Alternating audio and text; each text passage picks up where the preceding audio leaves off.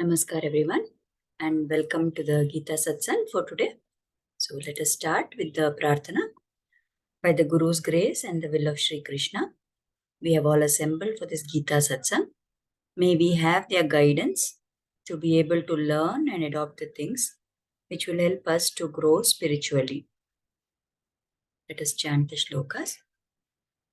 Vasudeva Sutam Devam Kamsachanuramardanam Devaki Paramanandam Krishnam Vande Jagadgurum Krishnaya Vasudevaya Haraye Paramatmane Pranata Kleshanashaya Govindaya Namo Namaha Namostu Te Vyasa Vishala Buddhe Ullara Vindayata Patra Netra Yena Tvaya Bharata Taila Purnaha Prajvalito Jnanamaya Pradipaha Ramanujadaya Patram Jnana Vairagya Bhushanam Srimad Venkatanathaaryam Vande Vedanta Deshikam Yo Nityamachyuta Padambuja Yukma Rukma Vyamohatastaditarani Trinaya Mene Asmad Gurur Bhagavatosya Dayaika Sindhoho Ramanujasya Charanau Sharanam Prapadye. So with prayers at the lotus feet of the Acharyas, let us start our satsang and shloka for today. So we have been seeing shlokas in the second chapter, and in the previous satsang we had seen shloka number 35 and 36. So today we will move forward to the 37th shloka, and this is a very important shloka because here directly Krishna is saying to Arjuna and motivating him to, arise and stand up and fight. So in this shloka, Lord Krishna says, Ato va prapsyasi swargam jitva va bhokshase mahim tasmad uttishta kaunteya yuddhaya krita nishchayaha. So he's telling, Krishna is telling Arjuna that if you fight in this war, in this yuddha, there are two things that can happen. Either you will be slain, you will be killed on the battlefield, and you will go to Swarga, to the celestial abode, to Swarga, to heaven. Or if you don't die in the war, you will get victory, you will become victorious, your side will win. So if you win, you will enjoy the kingdom on this earth. Therefore, O son of Kunti, arise, Uttishta, arise with determination and be prepared to fight. Make the nishchaya, be firm in your commitment, determine that you are going to do the yuddha. So we have already seen how Lord Krishna tried to explain to Arjuna all the reasons why, he should not be running away from the fight. Now Krishna is telling very clearly to Arjuna. He's like kind of, summing up whatever he has said so far. He's saying, there are two things that can happen when you fight in this war. If you lose and if you die in this battle, now Arjuna is not going to lose the battle unless he is killed, isn't it? So if you die in this battle and you lose this war, what will happen? You will progress ahead to the next loka, and because of all the punyas that you have done so far, you will get swarga. So you will go to swarga. That is a good outcome for you. What is the other possibility? That you don't die in the battle, you don't lose the battle, and instead you win. And if you win, you will become kings. Yudhishthira, the Pandavas, all of you will be ruling the kingdom. You can give a good rajya to the praja who are in your kingdom. And along with ruling, naturally, when you are in this position of power, you will enjoy whatever are the good things in that position. So you will enjoy. So if you die, you will go to Swarga. And when you do go to Swarga, what is the implication?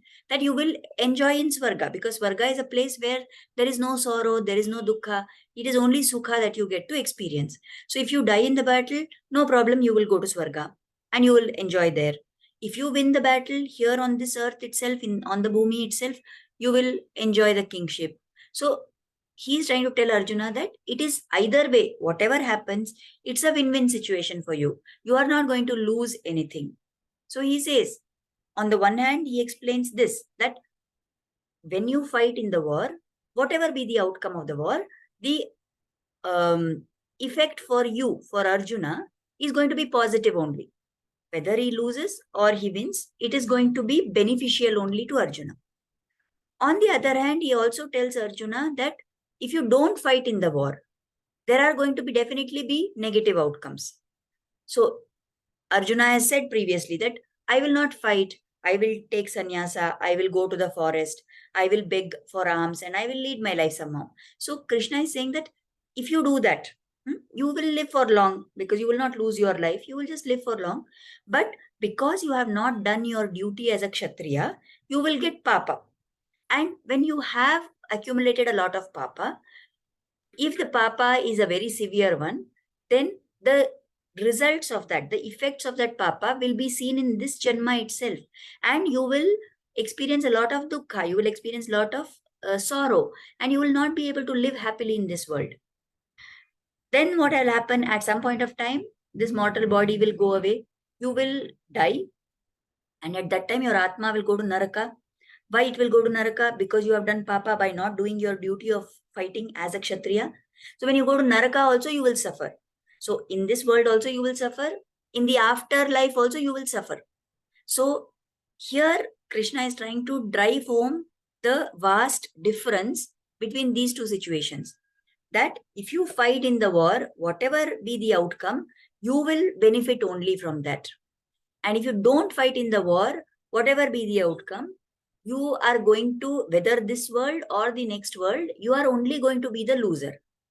So then he's telling, by telling these things, he's trying to awaken this Arjuna. Arjuna has gone into some kind of a, confused state of mind. So Krishna is trying to shake him up and saying, Uttishta Kaunteya. So wake up, rise up, O Kaunteya. Now here the acharyas say that why this particular name as Kaunteya is being used. Because here again, through using this name, Krishna is trying to remind Arjuna that you are born to Kunti, who is not an ordinary woman, isn't it? If we look at all the events that unfolded in the Mahabharata, at every stage of her life, Kunti has shown great wisdom. She has shown a lot of strength. She has shown a lot of ability to discriminate between right and wrong. And she has been the most effective in bringing up her sons as great kshatriyas. She has given them the kind of values and samskaras that are very important for a kshatriya to have. So, by calling Arjuna as Kaunteya, the son of Kunti, so he is reminding Arjuna that, see, you are the son to such a great woman who did everything that she can to make sure that you are brought up with the values of a kshatriya. She did everything that she can to make sure that you rule as kshatriyas. And being the son of such a woman, how can you run away from this battle? Not only the fact that Arjuna is very valorous and Arjuna is a courageous warrior and he is a great, yodha. That is there, of course. But here Krishna is also trying to tell him that you are the son of Kunti. Now, being Kunti's son, it does not befit you to say that you will not fight in this war. So how can you run away from the battle? Krishna is asking Arjuna. So from both the angles, he's trying to tell Arjuna why he should be fighting. Now, here, what is it that we can learn from this shloka? Many times our response to any situation, right? It depends on what is at stake in that particular situation. What am I going to win, or what am I going to gain? What am I going to lose? Based on that, our response comes. So if it is a small situation where there is no real loss for me and there is no gain also, I may choose to neglect it. If it is a situation where there will be a grave loss for me and nothing to win, then I will definitely want to avoid that situation. If there is a situation where I'm definitely going to win and losing is going to create a lot of problem for me, then I will do whatever it takes to win. So like this, why this is relevant here, if we look at Arjuna's situation also, Arjuna had previously fought against Bhishma, against all the Kauravas during the Virata Yuddha.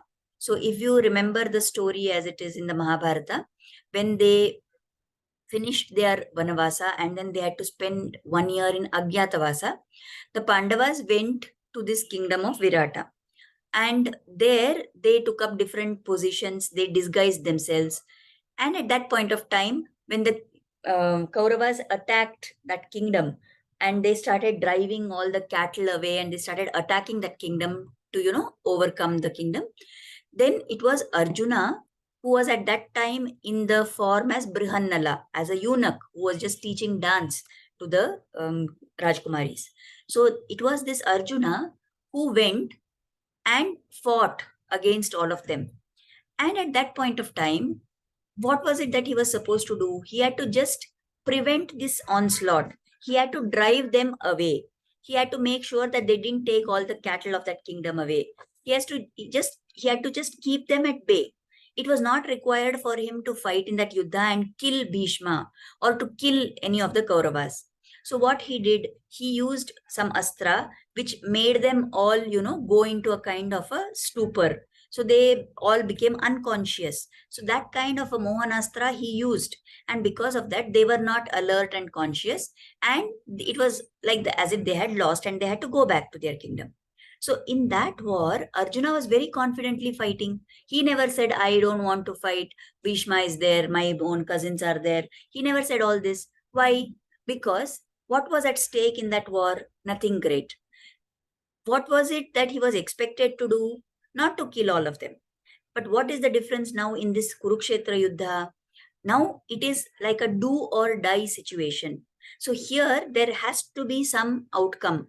Now either the Kauravas will win and the Pandavas will die, or the Pandavas will win and for that the Kauravas, including Bhishma and Dronacharya, everybody has to be killed. So here there is a very lot at stake for Arjuna. Here it is a do or die situation. So that is why his response has changed. The same Arjuna who was very confident to fight in the Virata Yuddha, in this Kurukshetra Yuddha is saying, I don't want to fight, I want to put down my Gandiva, I don't want to continue, and so on. So this is what we can understand here, that many times for us, we don't have anything which is at stake like Arjuna had. We are not normally called upon to kill somebody. That is not part of our conflicts.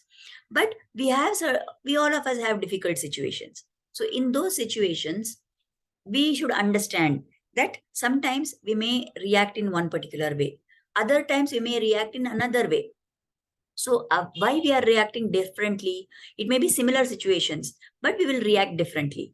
Or the same situation, different people react differently. So what is it? It depends on how much emotionally they are involved in that particular situation. Like maybe if there is something that happens in my family, right? If it is something which directly affects me, or if it is something where I am very much emotionally, caught up in that, then I will feel very bad about it. But if it is something which is happening to another person, it is something which is happening to a far off relative, and nothing of that affects me in any way. Or if maybe it is part of my close family, but I am not affected by it negatively in any way, then I may not respond at all to that situation.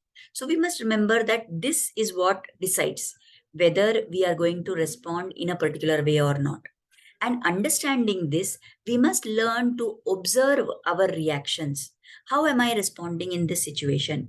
How am I responding in the other situation? What is it that is different?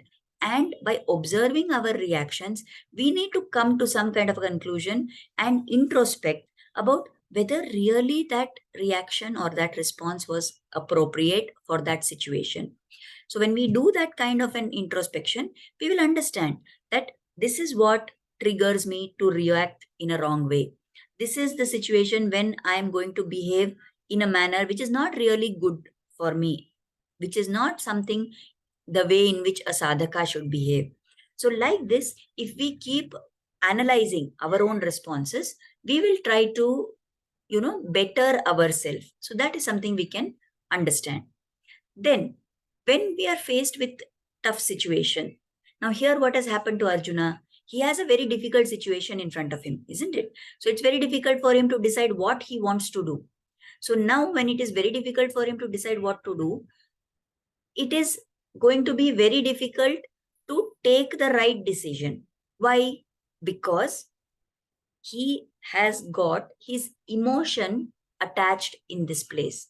So whenever we have tough situations, it is bound to happen that our emotions will overtake our intellect. The mind will get the upper hand. The emotion will take the upper hand. And our buddhi, the intellect, will move to the background. So if this is happening to us, we must realize that this is what can happen.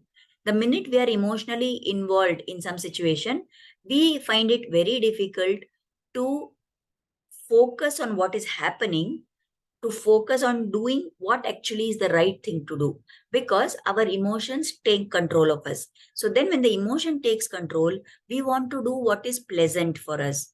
We want to avoid whatever is unpleasant for us. Unfortunately, many times what is pleasant for us is not actually the best of things. And what is unpleasant may be very good for us. But if we let our emotion take over, then we are going to go with our emotion. And that decision will often not be correct. So instead, if we can learn to slow down our responses, if we can learn to watch ourselves, and we can observe how am I responding, how am I reacting or I am responding. And in this situation, I can behave in this one way, I can behave in the second way, I can behave in a third way, whatever be the options available to me. Out of all these, which is the one which is the right path according to dharma? If I can do this analysis and I keep the emotion subdued, and I think with my intellect, I use my buddhi to think and decide what I have to do, then it can become easier for us. We can practice that. Of course, it's not so easy to do. It is very easy for me to tell, but it is definitely very difficult. By doing repeatedly again and again only, we will go to the stage where we are able to adopt this. So in this shloka, Lord Krishna is, motivating Arjuna and telling him that if you win, this is what will happen. If you lose, also no loss to you. You will enjoy in Swarga. So, O Kaunteya, O son of Kunti, get up, wake up, and you decide, make a firm determination that you are going to fight. So now after having told Arjuna this thing that you should fight, now in the next shloka, Krishna is going to explain what should be Arjuna's attitude when he is going to fight. So in the 38th shloka, Lord Krishna says, Sukha dukkhe same kritva labha labhau jaya jayau tato yuddhaya yujyasva naivam papamavapsyasi. Fight for the sake of duty. So Arjuna's fight is not going to be because it is personal insult to him. He is not going to fight because the Kauravas have done something wrong to him and dropped his property. But why he has to fight? Thinking, realizing that this is a dharma yuddha, that it is his duty to fight. So with that attitude, he has to fight. What should be his manasthiti when he is fighting? He should look at happiness and distress, happiness and sorrow alike. Equally, he should be able to look at happiness and distress. He should not feel very joyful about the happy situation. He should not feel very sad about the sorrowful situation. He should learn to treat these alike. What else? He should learn to look with equality, loss and gain, victory and defeat. And if you fulfill your responsibility in this way, you will never get papa. You will never incur sin. So this is what Krishna is telling. Now this shloka is very, very important because it is the introduction, or rather you can say it is like the foundation for the karma yoga, which Lord Krishna is going to explain from now onwards in the next shlokas. So if you remember, in the first chapter, when Arjuna was talking about all the bad things that will happen if he fights, at that point, and even later, he has constantly been saying that he is worried that he will get papa by killing his own people. He's saying, I don't mind even if they come and kill me, but I don't want to get the papa of having killed my own bandhu, my own mitras, my own family members. I can't bear that. I don't want to get papa by committing such a crime. That is what he has been always saying. So now Krishna is telling Arjuna that you will not get papa even if you kill all these people in this dharma yuddha. You will not get papa if you follow these particular guidelines. So what is that secret? What is that method by which we can do the action but not get any papa because of that action? So Krishna is saying, to do that, to make sure that you don't get papa, you have to act in such a way that your perspective is equal on all these three things. That, 1 minute, please.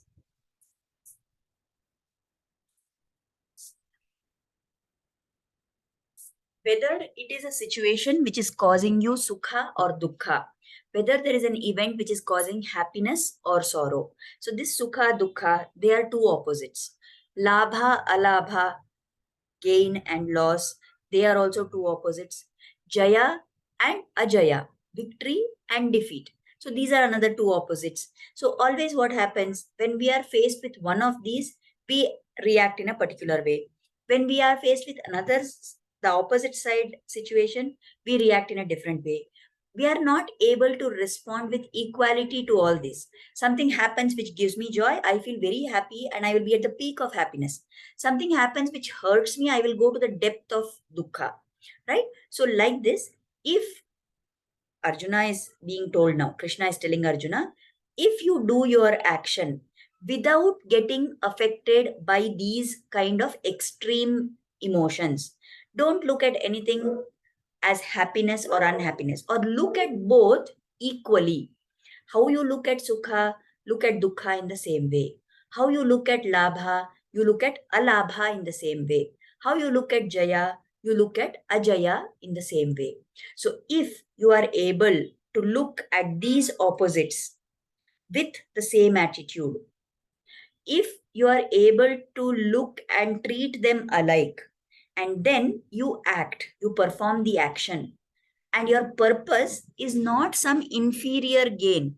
It is not something which you want for your personal good, but it is for a superior purpose, for the purpose of achieving moksha. Then if a person is able to do these things, such a person is called a karma yogi. So again, Krishna is telling Arjuna that I am telling you, you said you are worried about Papa coming to you by killing all these people, correct? So you are thinking that if you kill Bhishma and Drona, you will get Papa and you will go to Naraka and so on. But if you fight in this battle because it is Dharma Yuddha, if you fight in this battle because it is my instruction that you should fight, if you fight in this battle without thinking about whether it is going to be sukha for you or dukkha for you, and treating both as alike, right? Without being attached to the thought of whether you are going to win or you are going to lose, but just do the fighting as your duty, as your dharma, then in that situation, you will definitely get moksha. So that getting moksha is a superior purpose. And when you do your action with that in mind, you will become a karma yogi. And that is the path for moksha. Why is it the path for moksha for Arjuna? Because he is a kshatriya. And because he is kshatriya, fighting in a dharma yuddha is his dharma. And when he does that correctly, he will be liberated. So how we can understand this? See, many times we see that people get into fights for different reasons. Now, if there is a person, like you're traveling in heavy traffic, and then one vehicle hits another vehicle by mistake or because they were speeding or whatever, then all those people get down and they come out of their vehicles and there is a big fight which goes on. So that is also a fight, right? Now, why is that fight? Because this one person's vehicle has been damaged. So because his vehicle has damaged, what has happened to him? He is undergoing dukkha in that. right? So his personal dukkha is what is making him to fight. Or because of the fight, also there is dukkha for him, right? Now you compare this with somebody who fought in the freedom struggle for the country. So when all these freedom fighters were fighting in that Sangrama, what happened to those people? Of course, they had to undergo a lot of difficulties.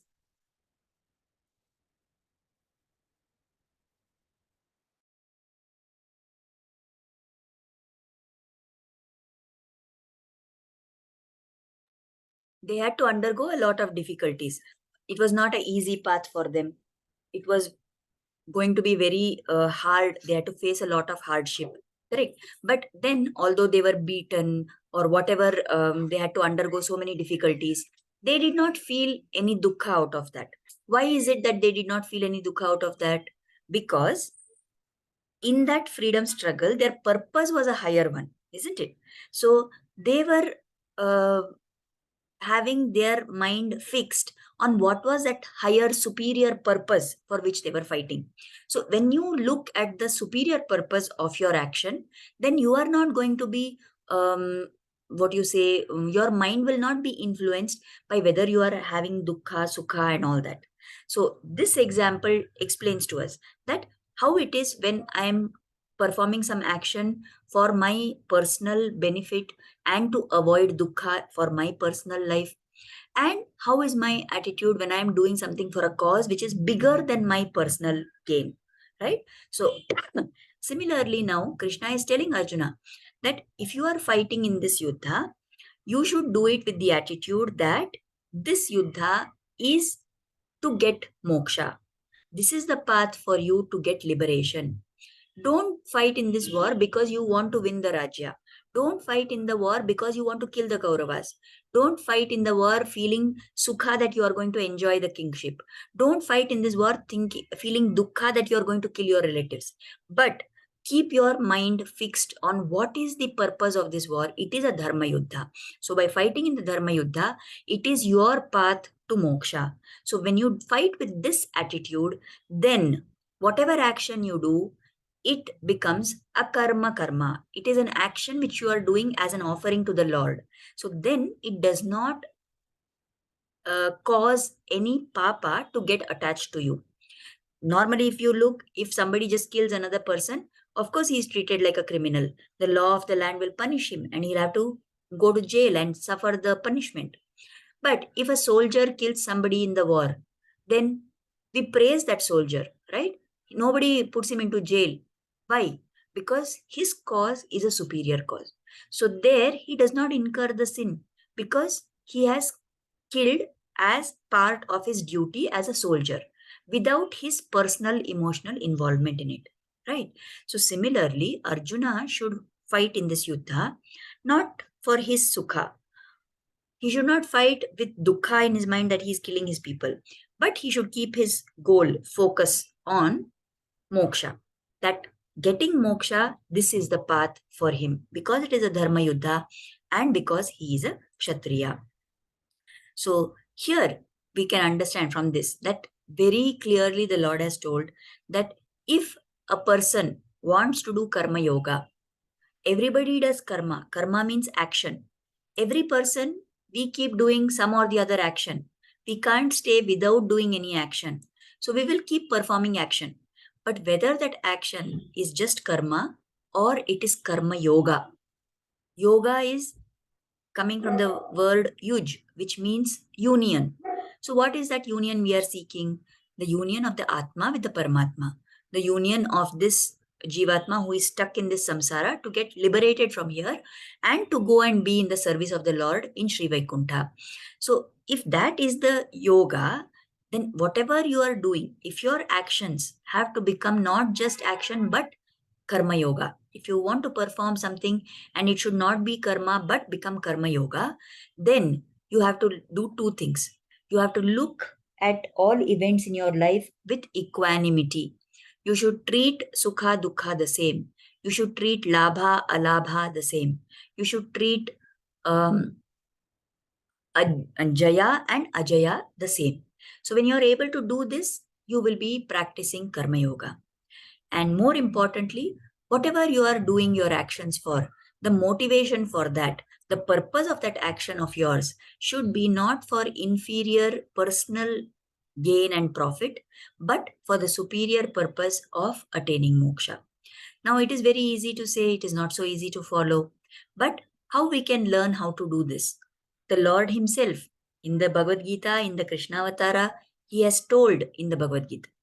But much before, in the previous Yuga, in the Ramayana, when Lord was, when the Lord incarnated, He took birth as Rama. So He has shown in the Ramayana about how you should treat Sukha and Dukha alike. There's a very vivid description which is given in the Kamba Ramayana. So Maharshi Kambar, he has in his composition of the Ramayana, he has given a description of Lord Rama in that situation when he was called into the palace of Kaikeyi, and because those two boons, she took those two varas from Dasharath Maharaja, it was told to Lord Rama that you have to go for vanvas, right? You cannot be the king and you have to go for 14 years vanvas. So in the Kamba Ramayana, Kambar describes that how was Lord Rama's face before he entered the palace of Kaikeyi, and how was Lord Rama's face when he exited from there. Okay, so before he entered the palace of Kaikeyi, Lord Rama had the impression that he is going to become the Raja. He is going to be crowned as the king. So his Pattabhisheka was to happen. So what is the normal response in such a situation for anybody? They will be very elated. They will be very happy, right? And then when he came out after going into the palace of Kaikeyi and he was told what is the instruction of Dasharatha and Kaikeyi, and he realizes that he has to now forego everything. Not only he will not be king, he has to also go for vanvas for 14 years. So what can be expected? So the first situation of becoming Raja is something which will give sukha. The second situation of having to go for vanvas and give up the kingdom is going to cause dukkha. Kambar describes that when Lord Rama entered Kaikeyi's palace, his face was looking like a lotus. So if you say it is looking like a lotus, then it means it is very beautiful, it is very nice to look at, it is very happy face, correct? And then Kambar says, when Lord Rama came out of that palace, after hearing the order that he has to go to Vanvas, his face was looking like a freshly blossoming lotus. So, to indicate that he was even more fresh to look at. So, what does this indicate? That the situation of Sukha and the situation of Dukkha had no effect on Lord Rama.